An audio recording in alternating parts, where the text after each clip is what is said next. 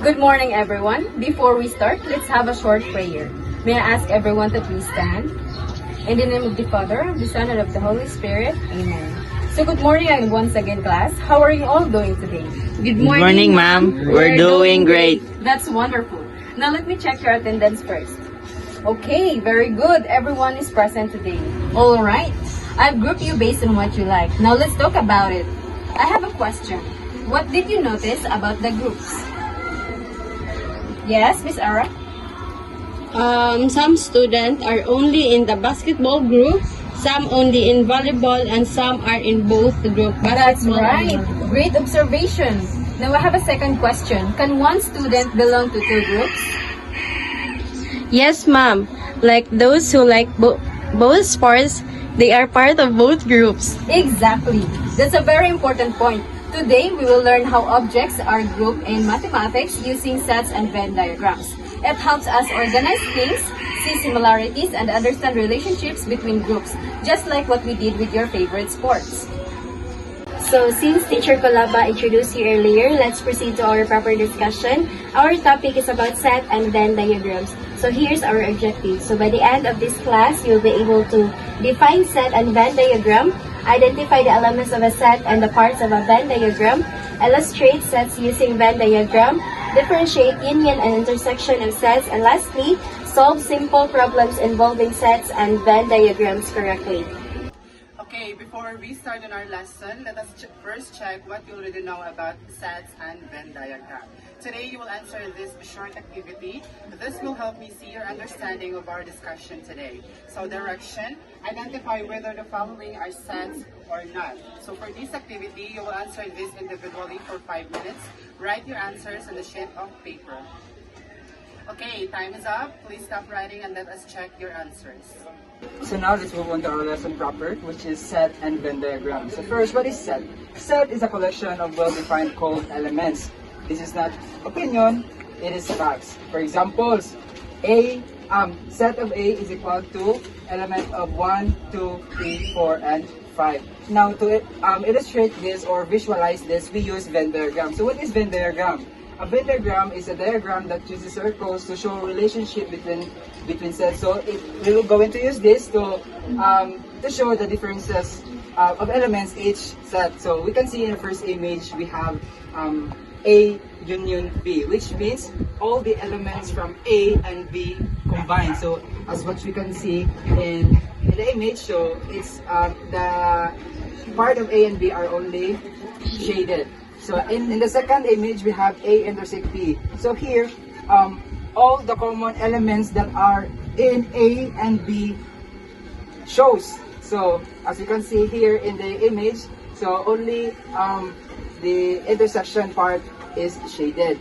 So now in image 3, it shows A complement or written as A prime.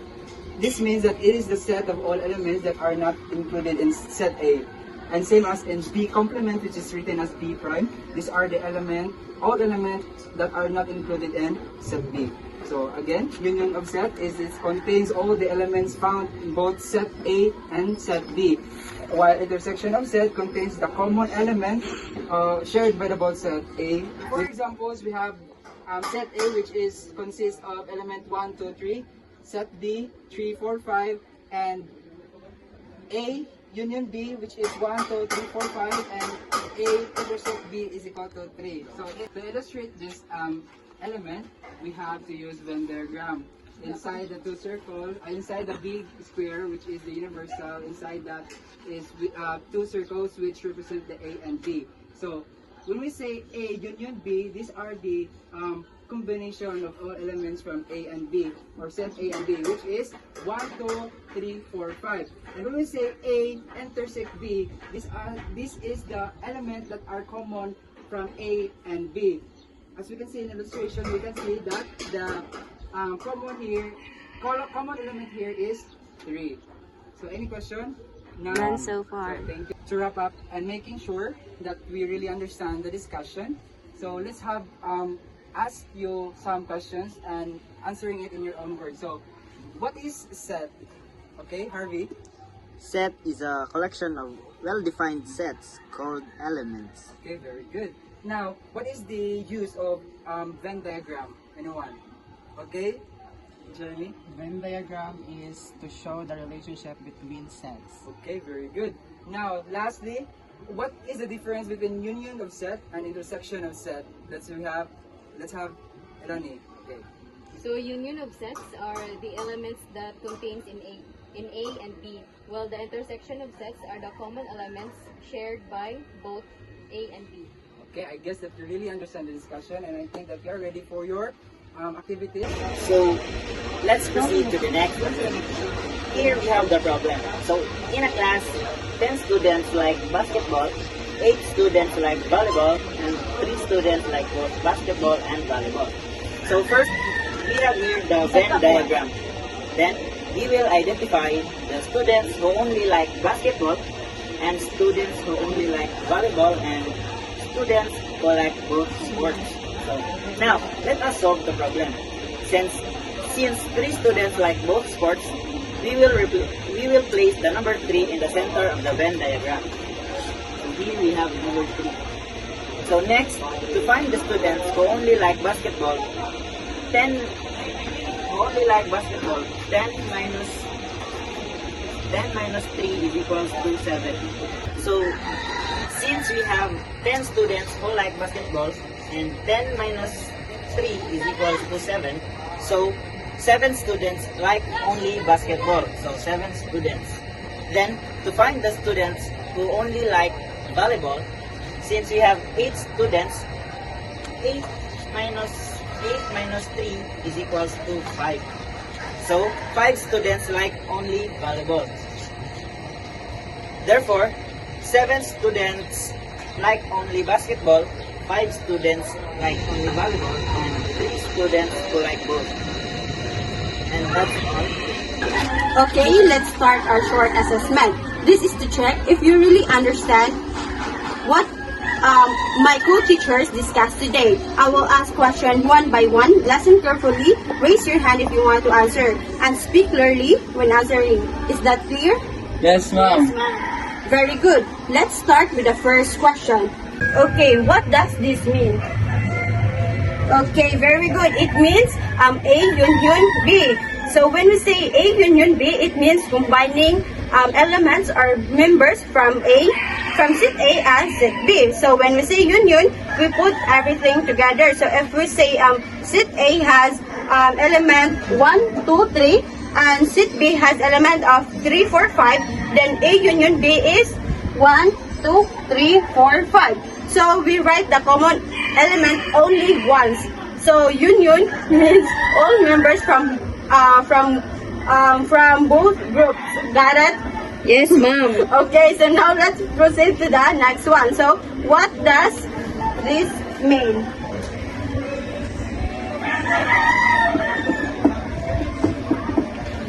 Anyone? Okay, Miss Melina. A intersection B. Okay, very good. So, intersection means the elements or members that are common or found in both set A and set B.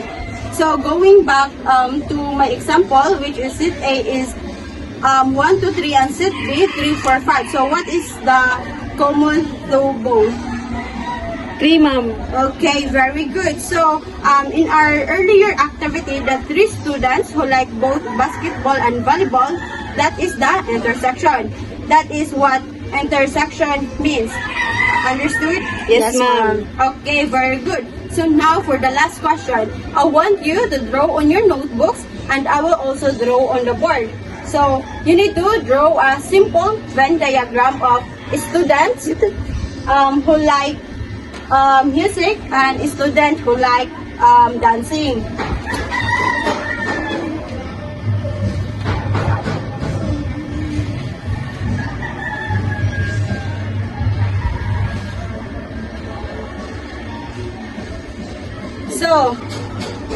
So as you observe, the first thing that I do is I draw a rectangle. It means this is the universal set.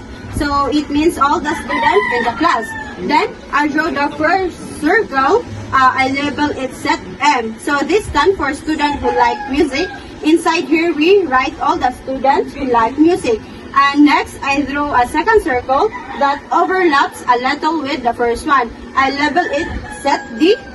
This stands for student who like dancing. Inside here, we write all students who love dancing only. So now, look at the part where the two circles cross or meet. That part is the intersection. So this is where we put students who like both music and dancing. Okay, so as you can see, the left part, the student like music, and the right part is the student who like dancing. So in the middle overlapping, it means like the student likes both music and dancing. Okay, so did you draw the same in your notebook? Yes, ma'am. Okay, very good. So this is how we make a simple Venn diagram. So okay, class, you did a wonderful job answering all the questions. So it shows that you really listen and understand our lesson today. So give yourself a round of applause. Okay, so that's all for our assessment. Now let's proceed to Mr. Salsa for assignment. Okay, so for your assignment, you will apply what you have learned today. So we have here our assignment direction. Create your own Venn diagram using real-life examples. You may use this example as stated. Stated here as your guide. We have here students who like online games and students who like watching movies. So all you gotta have to do is you need to write the sets, the union, the intersection, and you need to draw the Venn diagram. So this will be submitted in our next meeting. Thank you, class. So we've learned so much today. Now to wrap up our lesson, I want each of you to complete this sentence in your own words. Today, I learned that sets and Venn diagrams are... Ma'am, Okay, Miss Era? today I learned that set and Venn diagrams are ways to group things and show which one are the same or different. Okay, thank you. How about the others?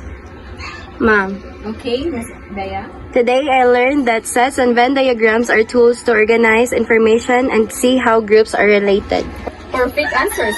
You really understand our lesson. I am so proud of how active and attentive you were today. Great job, everyone. Let's give ourselves a round of applause. Okay, so that's all for today. Goodbye, everyone.